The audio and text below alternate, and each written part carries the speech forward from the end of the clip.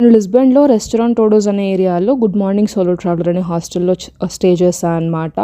ఆ హాస్టల్‌లో ఒక నైట్‌కి €28 పర్ నైట్ అయిందనమాట. నేను వెళ్ళినప్పుడు నేను ఆఖరిలో వెళ్ళాను.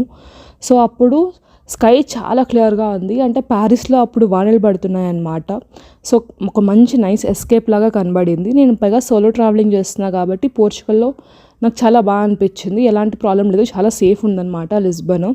సో, లిస్బన్‌లో మనం ఫస్ట్ డే బెలమ్ అనే ఒక ఏరియాకి వెళ్తున్నాము. సో, బెలమ్ వెళ్ళడానికి ట్రైన్ తీసుకోవాలి. యూరోప్‌లో ఏ సిటీకి వెళ్ళినా పబ్లిక్ ట్రాన్స్పోర్ట్ తీసుకోవడం చాలా బెటరు.